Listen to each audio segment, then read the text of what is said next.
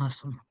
Thank you, Elizabeth. My name is Clark Roman. I am the Director of Literacy Services at Literacy Minnesota. I've been in my role for about a year and a half, but prior to coming to adult ed and prior to my work in nonprofits, I trained actually as a computer programmer.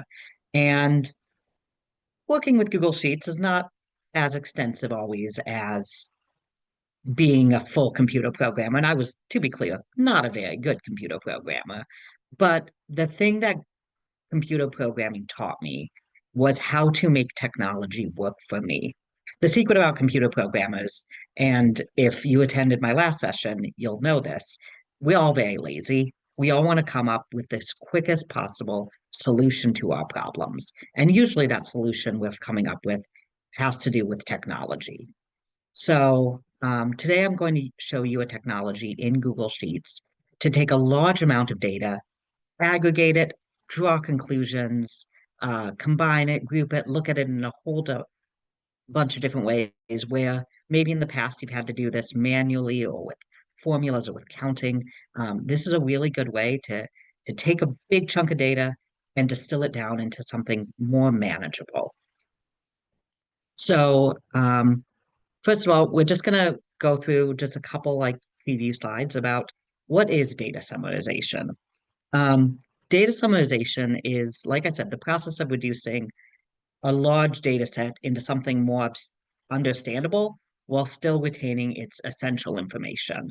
So we are talking about taking a customer satisfaction survey. We don't really care about each individual customer's satisfaction. We care about them as people, but we don't care about a difference between like a 4.1 and a 4.2 star rating. What we want to know is if customer satisfaction is trending in an upward direction, if people are being more satisfied, or if they're being less satisfied. And we would discover that with data summarization.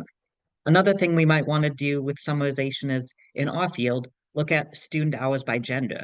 Maybe we see something like that um, female students attend twice as much as male students. Then we can draw conclusions and perhaps stage interventions to help our male students get more hours. Another example of data summarization might be total DL hours by location or site, right? I might see that at one site, my DL hours are twice as high as at another site. That would be the kind of summarization that would cause me to have some questions and maybe take action to find out why they're higher. So having this kind of data summarization can be a really powerful tool to make decisions, draw conclusions, and find out new ways of thinking about large sets of data. So there's two kinds of data summarization, and we're only going to talk about one today. One is data visualization. Those are charts and graphs. And in Google Sheets, don't worry, you can make a million kinds of charts and graphs. It's not really my forte. I'm not great at it, but there's tons of tutorials on the internet for data visualization. However, what we will talk about today is data aggregation. That is grouping data together into tables to discover key facts and figures about it. So that are things like finding percentage of totals, like I said, hours by gender, or maybe hours by primary language. All of those things where we're aggregating multiple data points based on a common category. That kind of data summarization can be really powerful to make decisions. Finally, to set up why Google Sheets. Everything we're going to do today is doable in Excel. The buttons might look different, the formulas might be slightly different, but everything with pivot tables, totally doable in Excel. However, I have a fondness for Google Sheets for a couple reasons. One, I learned how to do most of the tricks I learned while working in a company that mainly used Google. It's also freely available. As long as you have a free Google account, you can access Google Sheets. It's very collaborative. You can have two people working in the same document at the same time. Even if one person is just viewing and paying attention, more than one person can be in a document at the same time, so you can really have some powerful collaboration. I know some teachers of my online program use Google products specifically for that collaborative nature. And then finally, Google Sheets is exceptionally well documented, both with Google's in-house documentation, where people, have so much, so much documents about how to do different features and different techniques in it, but also all over the internet. If you Google any problem you're having with Google Sheets, someone's encountered it before, and you'll probably get an answer or a way to troubleshoot it. So let's talk about who here, by either show of virtual hands or by putting in the chat, who here has heard of a pivot table before? And are you scared of them? Two questions.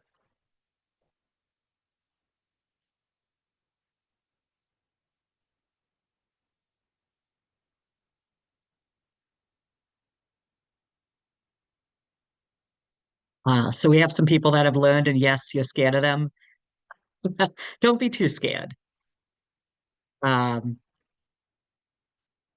so we have some people that have heard of them, some people that have used them before, some people that are scared of them. Um, don't be too scared. They are, it's a fancy name for something that isn't actually that hard to do, I promise. So what it does, it takes a large data set and summarizes it into a table format by grouping similar categories together. It allows you to see totals, averages, or trends without having to manually calculate them or use a whole bunch of formulas in your data set. The reason it's called a a pivot table, or the reason I think it's called a pivot table, is because the column names at the top of your sheet are pivoted to form the row names. So here's an example just right here. Next.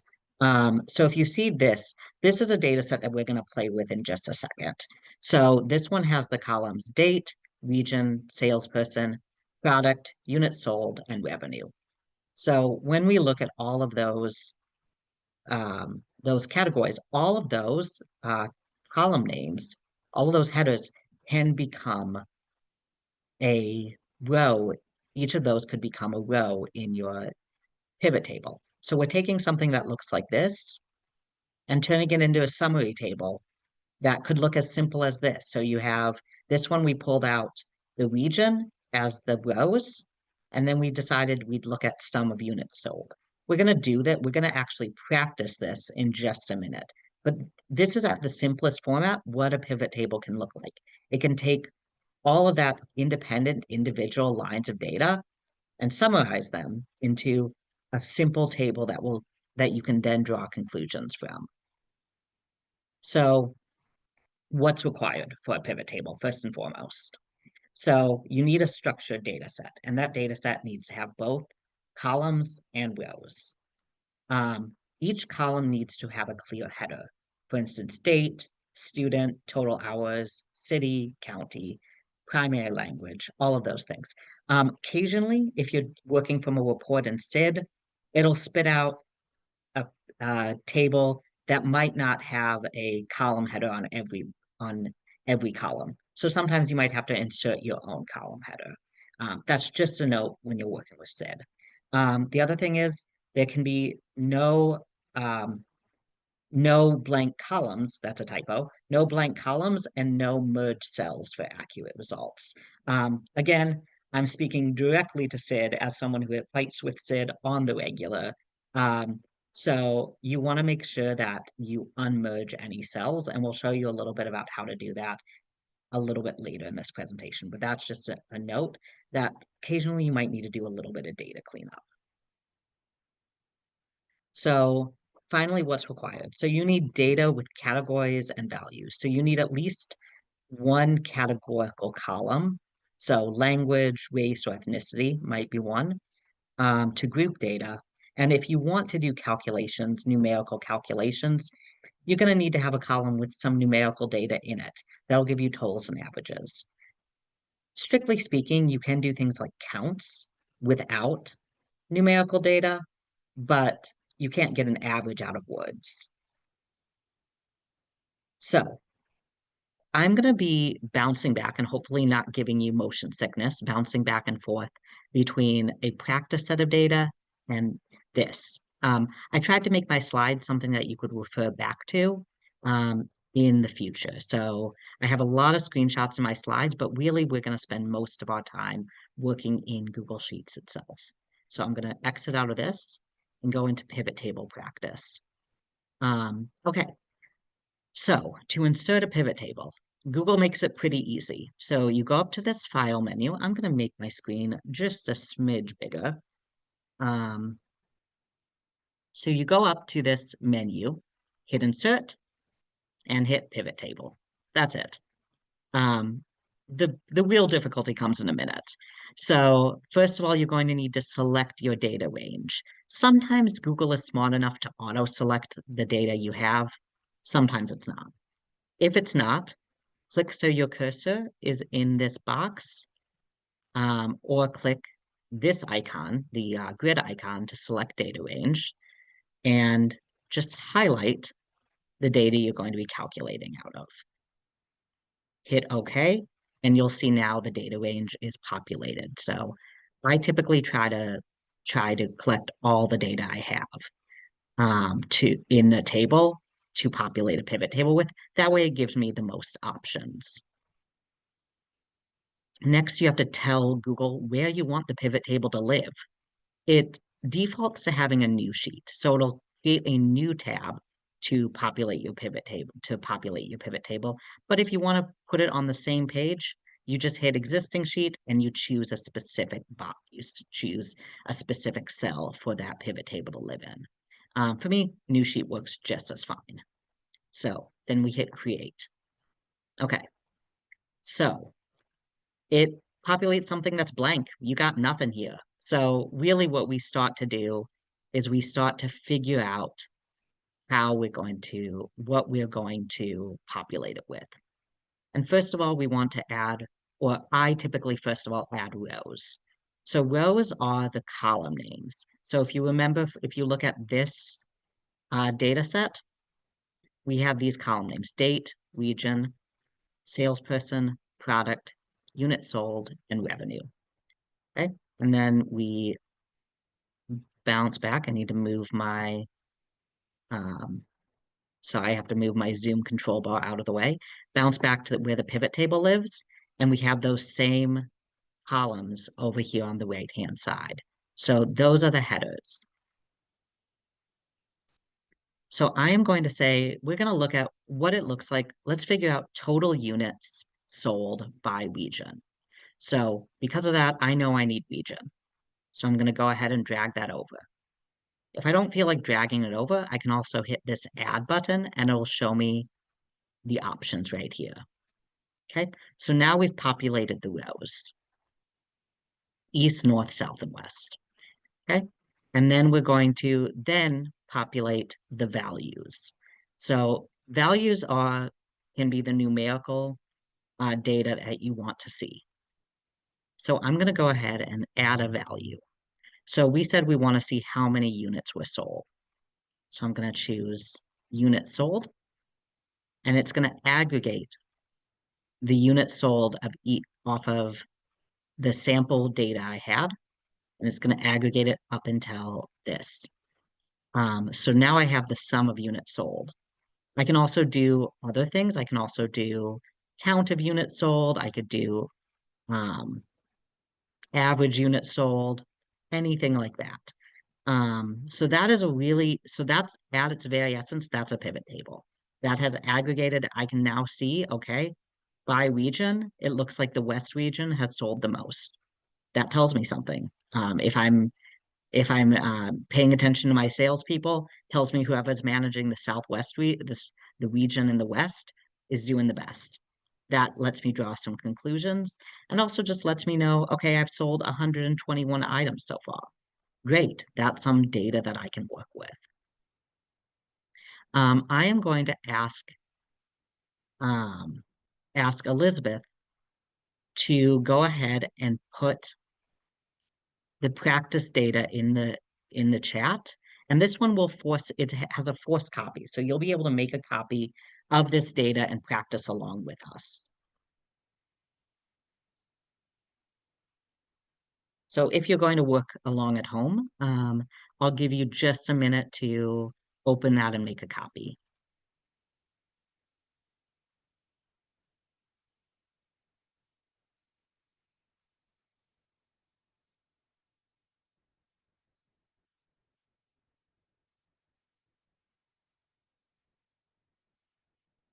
Okay. Hopefully you've been able to make a copy and if you want to work along. So the first question we're going to get is, I have a question is, what is my revenue by region? So that's the data question I want to ask. So to do that, we're going to make a pivot table again to figure out data revenue by region.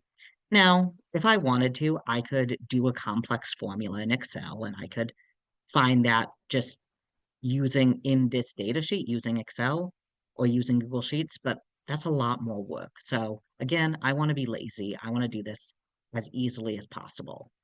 So we're going to go ahead again, insert, pivot table. Okay. Again, I'm going to default to showing it in a new sheet. Okay. It's going to open that up. And again, I want to look at region. So I'm going to go to add or drag it over region. Okay. That populates my rows. And I'm going to populate the values. So again, I want revenue. So this populated the revenue by sum, which is exactly what I wanted because I wanted total. But, I can also change it if I wanted to find averages or if I wanted to find um, the number of sales total. There's other ways I could do that. But here I got the sum. So I was able to get my grand total down here, and I have each of the sums of the revenue. I'm going to give you just a minute to try that on your own if you're working along at home.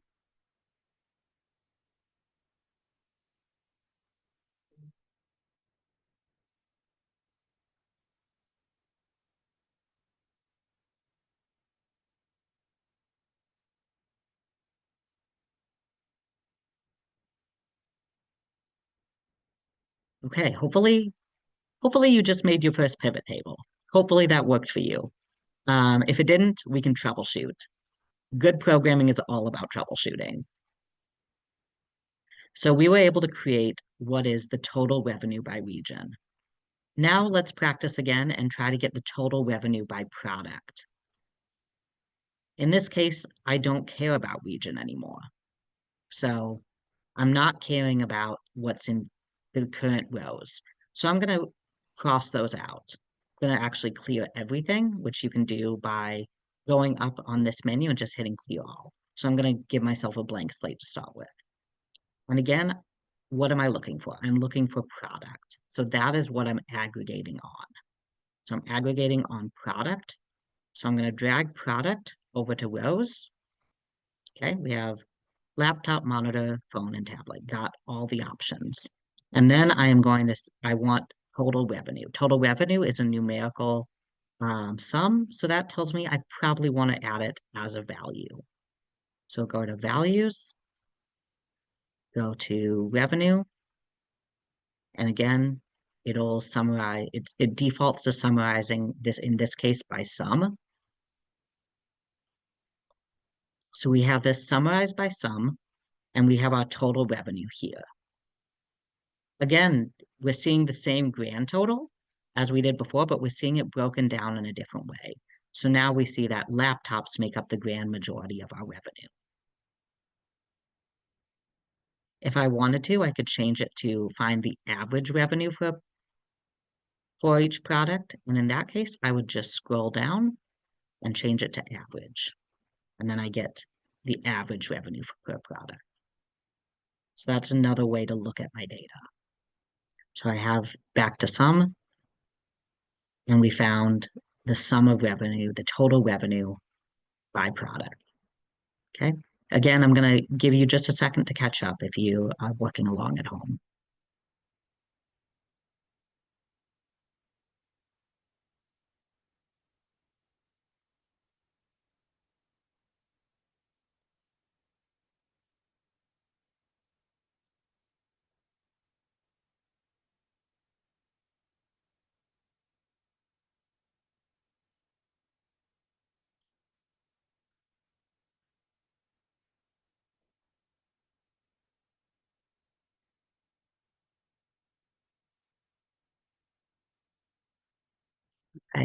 Another thing you can do that can help you refine your data further is you can add columns. So columns give you another way to look at your data.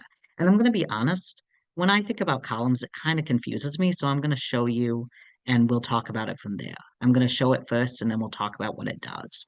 So let's say I want to see total revenue by product and by the salesperson. So that allows me to add another dimension. So I'm going to drag over this salesperson and I'm going to be able to see a much broader set. Who sold what and how much. So we have, we find out the sales of each salesperson in these columns and each product in the rows. It still sums up to the same, but I can see that how much David sold versus Alex versus Bob.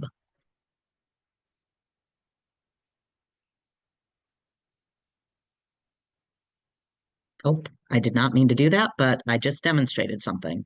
So I just demonstrated that if you double click a cell in your pivot table that has data in it, uh, it will then show you the individual rows that make up that data. So I can see exactly what David sold. I was planning on showing you this later with the languages. So we'll touch on this again, but it's a nice thing if you see something and you want to more detail, you can get more detail. I'm gonna delete that. Okay. So now that we have tried some pivot tables with some sample data. I know you all here because you're adult basic education administrators, so you're probably thinking, how can I use this in my program or in my program management? And I use it quite frequently in my program management. So we're going to actually practice together with some de-identified data I pulled from the student demographic data in SID. So we already talked about cleaning our data set. So we're going to go um, Elizabeth, can you put the second set of data in the chat? Thank you much. So this SID data is some data I pulled as student demographic data. Um, it is the, oh gosh, what's the name of the SID report? It's not called student demographic data. I think it might be, oh gosh, I had it written down and took it out of the slide deck. It is one of the standard SID reports. However, when it comes out with not the most, not, you can't use it immediately. You have to do a little bit of data cleanup. So no, typically what I have to do is I have to make sure that I've removed these top few blank rows. I've done control A and unmerged any merged cells. And I've gone through and just done a quick check to ensure that every column has a name. So it's just a little bit of cleaning you have to do before using it to make a pivot table. Just caveat.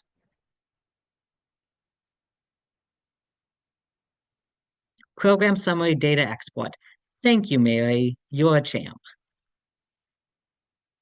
Okay, so hopefully everyone has that data open.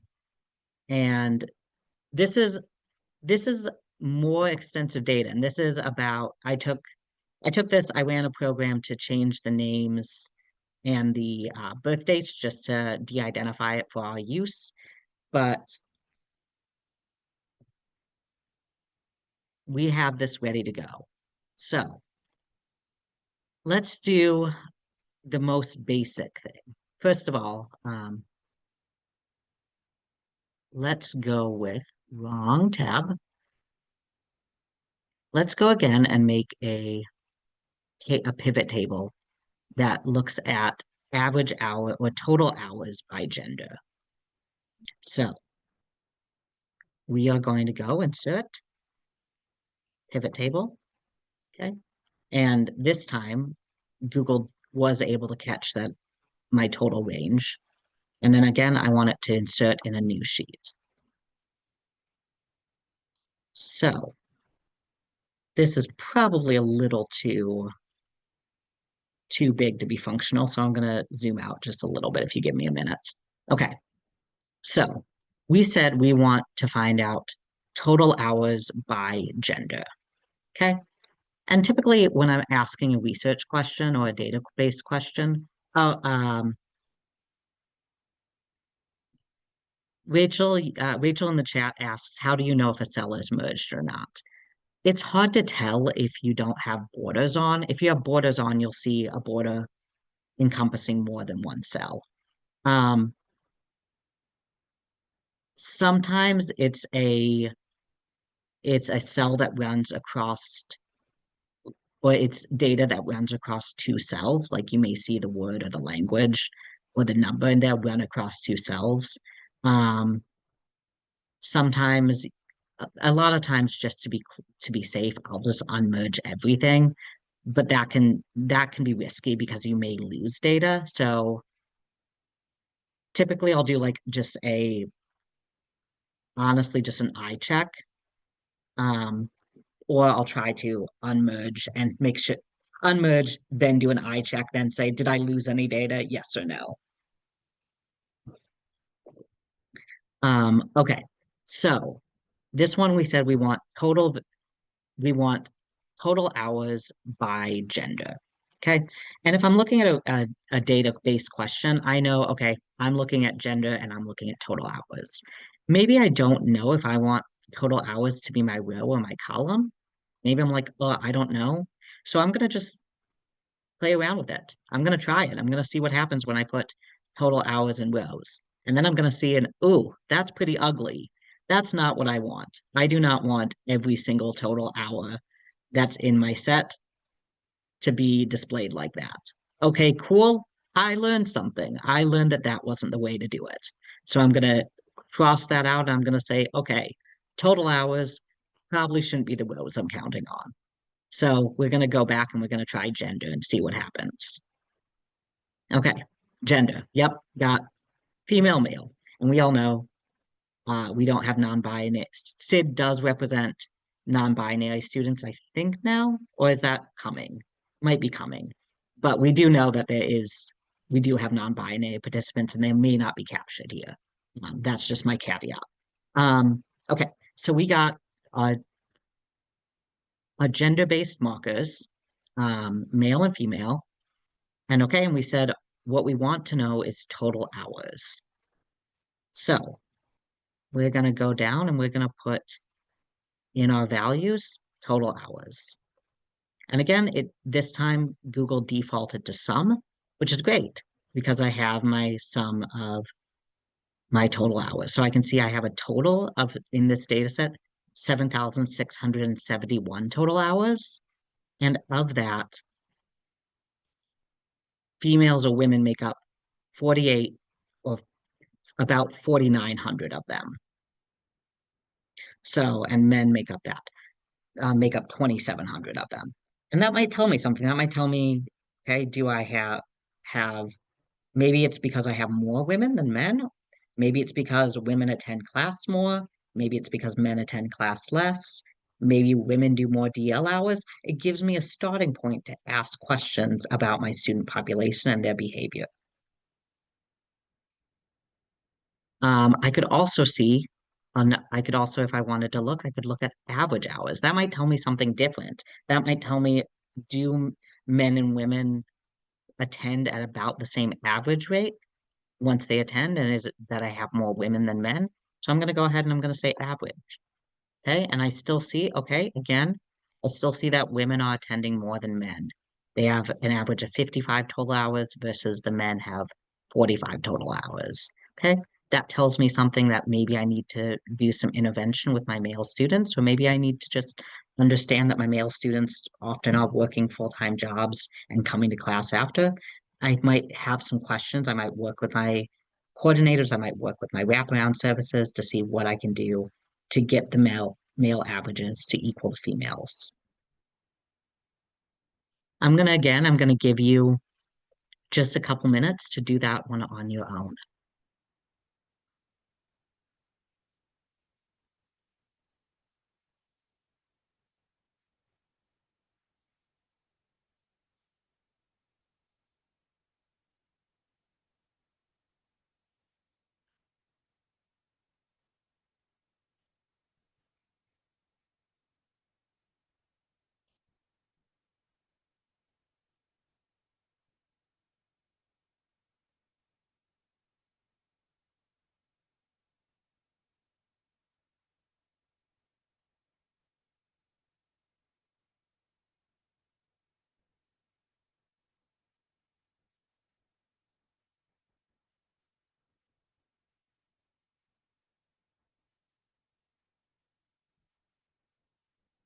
Okay, so hopefully you were able to get that one successful. And if not,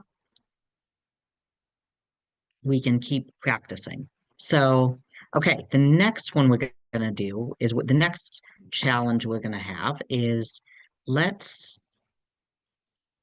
go ahead and let's try to get the count of students by language.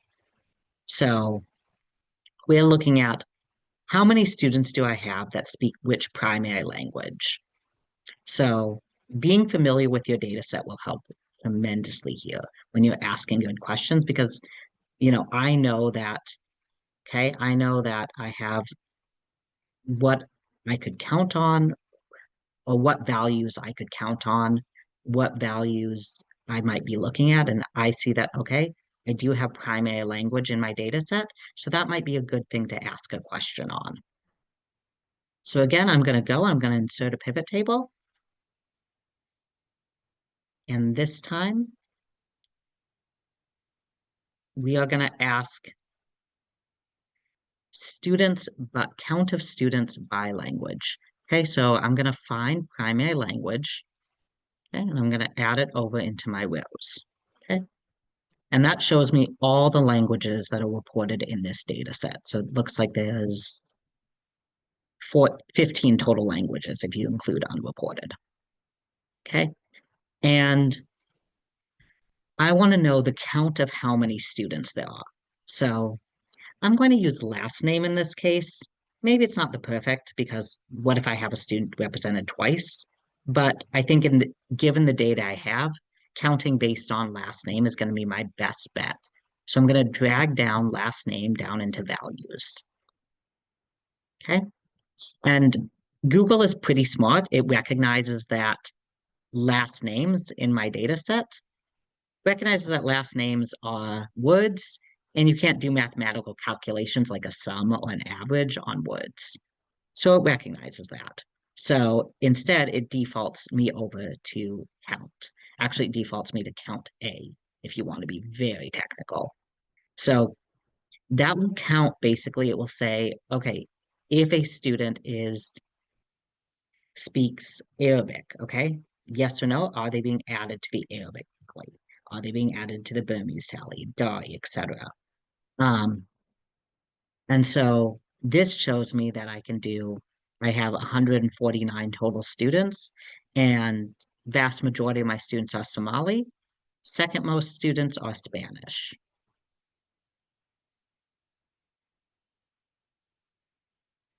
And here's where I wanted to do the double click and show you. Maybe I'm curious, okay, I see that I have two students in other, and maybe I'm curious who those two students are.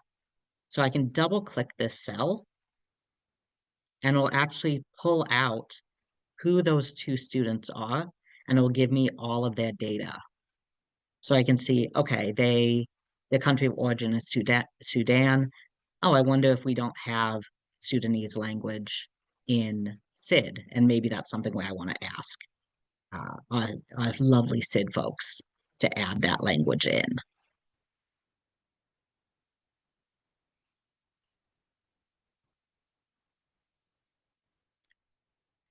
Might also be that I know I now have a coordinator that speaks Spanish, which is a wonderful luxury. Maybe I want him to isolate and only reach out to the Spanish speaking students to remind them that school's canceled.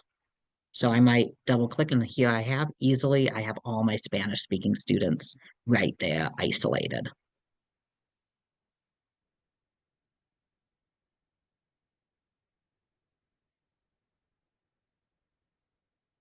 Now something that you can do is actually I can then find out my next question is going to be, what's my percentage of students look like? I can eyeball this. I can say, okay, I have 149 and 10 of them speak Arabic. Okay, 10 divided by 149 is, I can't do that math in my head. So we can have Google do some of that math for us. So while keeping this value set up, the count of last names, I'm actually going to put that there again. I'm going to find last name again. I'm going to drag it over, and I'm going to now have two last names. But this, instead of doing show as default, which is just the raw number, I'm going to say I want to show as a percentage. And then I can get a percentage out of the grand total. So I want to see out of the 149, what percentage is of each primary language. Okay, got my percentage of grand total. It equals 100, and Google just did all of that math for me. I don't have to do that math in a separate calculation. So now I know out of my 100% of students, 42% are Somali. Maybe that means I want to invest in a Somali speaking coordinator when I get my when I'm looking for my next coordinator. Maybe that's something I want to put on my job description. Or maybe it's just good to know that the majority of my students right now, the largest single population of my students are Somali or speak Somali. So that's a way you can take it and you can change what percentage you're showing. That you can change to a percentage instead of the strict count. I'm going to give you 1 minute to catch up if you're working along at home.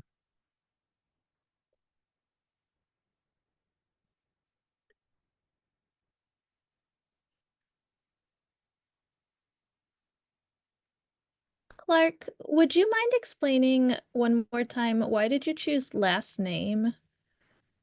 So really, if I was doing this and my data had it, I would use badge ID because badge ID I know is a unique value and it helps to have a unique value. But I used, in this case, because I didn't have a separate unique value, I used last name because that will count. Basically, what Google is doing is Google is saying, okay, this person's primary language is DAI. Okay, in the DAI column, I am putting a one tally mark. Okay, this person's primary language, also DAI. I'm gonna put one tally mark. Okay, it's counting this next one. It's saying this one's Quechua. Okay, I'm gonna put another tally mark. It basically takes it and counts each individual if the cell is blank or not. It will say if the cell has any data in it, it'll say yes. You could honestly do this with just about you could also have done first name. I worried about first name is that I might have some similar first names. Does that make sense, or should I explain that more? I think that makes sense. I would worry about having some of the same last names Yeah, also. that's why if I hadn't removed badge ID from this, I would have used badge ID. I think that would be a better column to use because badge ID we know is a unique identifier. Thank you. That makes sense. Okay, we have one more trick and then we'll have some time for questions or just resting your weary brains. Um, the final thing I want to show is filtering. So filtering allows you to add just like it says, filter to only look at a subset of the data. So in this case, let me remind myself which one. So I want to see my counts, but I only want to see the number of female students I have. So I want to see wrong one. I want to see all of this primary language, but I only want to look at primary language among my female students. So I can add a filter and I can say the filter is gender. And just like if you're familiar with adding filters on a normal, like just a Google spreadsheet, you can choose what you're showing. Are you showing males and females or just females? So we're going to say we just want to see the female folks. So we're going to say it said okay. And you see my data set goes down. I have fewer primary languages if we're just including women. I have a smaller grand total, but I still add up to 100%. So I can add that filter and I can say, okay, I now want to see who are my 5 female Arabic speakers. I can double click that and it'll show me my 5 female Arabic speakers. Or I now know that I have about equal Arabic speakers and among females and males. That might tell me something. Or it might be just handy data to have when I think about how I'm dividing my classes or something like that.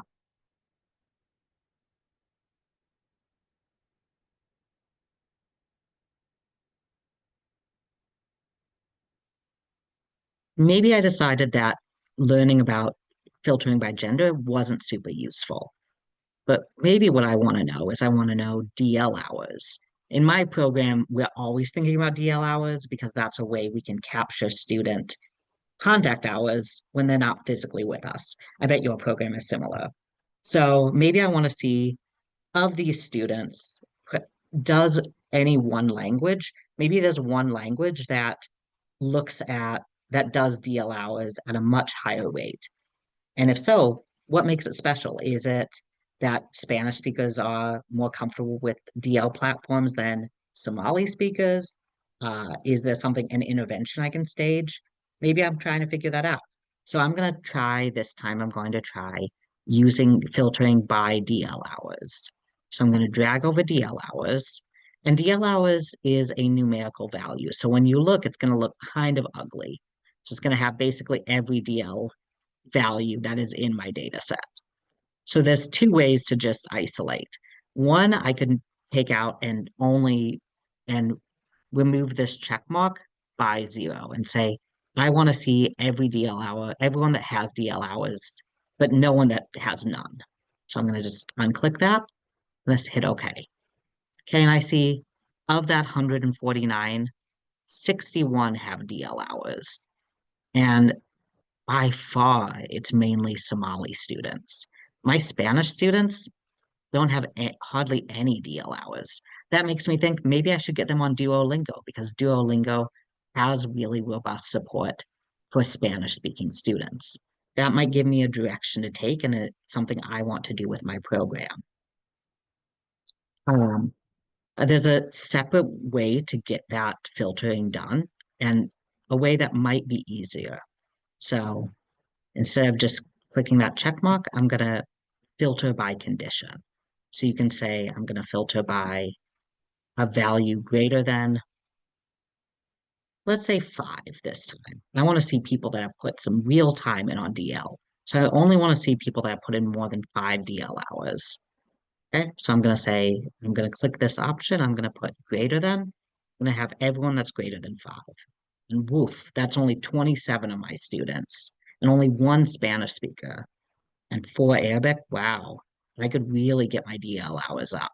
So maybe I need to do some targeted outreach with some of my bilingual staff members to some of these groups. And again, I use the filter to show me only people that have more than 5 hours. And that was my last trick. I'll let you catch up if you're still working along. If not, I have time for questions or playing with this data more if there's any other data research-based questions you want to ask.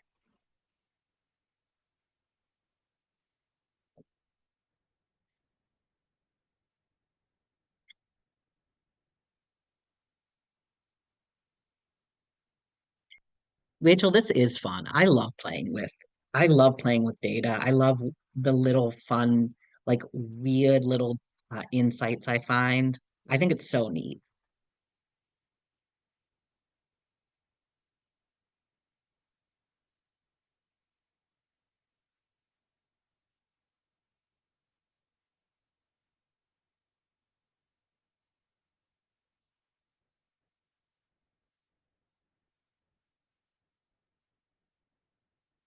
Yeah, I can show you filter by condition. Um, it's so filter by condition is allows you to set condition that needs to be true for the program to actually count it or do any to process it.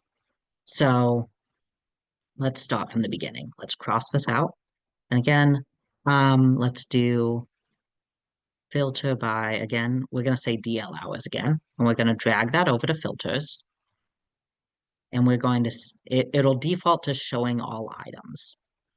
We go down and we click this drop down, and up top, we get the option to filter by condition. And there's a lot of different conditions that can be true. You could set a condition of a date or a time, or if a certain word is in the cell. But this time we're going to say we're going to do greater than 5. So we choose greater than, and then we say we want to only see people with more than 5 VL hours. We said, okay, and we got the data pulled. And if you want to remove the filter, if you want to change the filter, we could change the filter to people. Let's see if I have anyone that's hit 10 DL hours. I only have a couple. We can change that to 10, hit OK again. And again, it filters down to only showing me the people with more than 10 DL hours.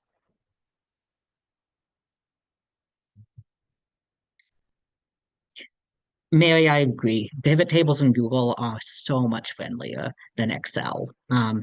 Once you know them in Google, it's you can somewhat translate the knowledge over to Excel, but I definitely am glad I learned on Google first.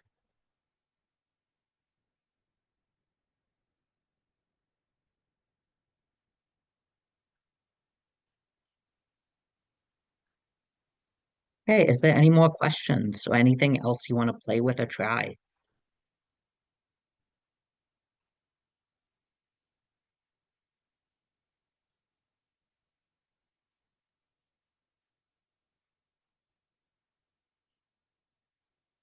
Rosa, yes, you can have two tables in the same sheet. So there's two ways of doing that. So back when we said we wanted to insert a pivot, there's one way of doing that. I lied. There's one way of doing that. But back when we said we wanted to insert a pivot table, so we're going to go over here. We're going to go ahead and to insert pivot table. And instead of saying new sheet, we're going to say existing sheet. And that'll give me an option to choose where I want it to live. So I'm going to go down and I'm going to say I want it on this same page as this pivot table. I'm just going to select that specific cell. Okay. And then I'm going to hit OK, hit create. And again, I now get a second pivot table on the same sheet.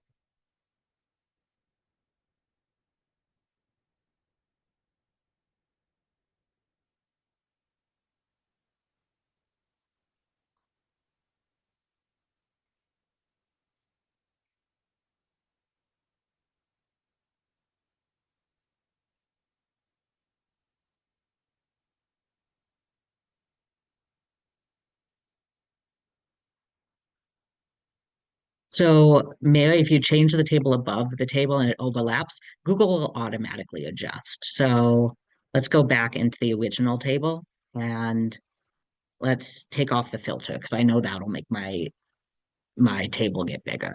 So there, and then what did I do? I did something wrong. Oh no. Oh, it would overwrite data. So you might have to, it does not automatically adjust. Excel does. That's one of the way, I guess that's the only way Excel beats Google. In that case, you might have to insert, let me go back.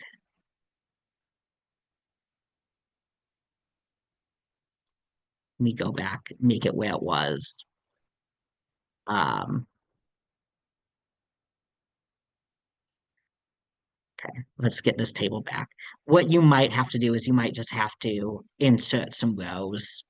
Um, enough rows to make it so that it won't overlap anymore. That's fun. I didn't know that would do that. I thought Google was smarter than that.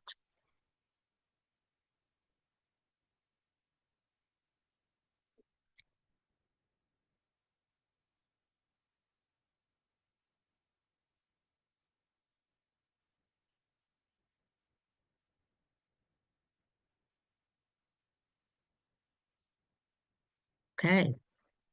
I always love playing with pivot tables. I love playing with Google. I love playing with Excel. So if you ever have any questions or if you ever want to just play with your data set, I'm happy to sit down and just mess with it with you. I may not have the answers, but I'm always happy to do some Googling. This stuff is really fun to me. So, and I think it sounds like it's fun to some of you too. So, I really appreciate you coming today. Thank you. I hope you learned something. I hope you can take this away and use this to find some interesting insights about your own programs.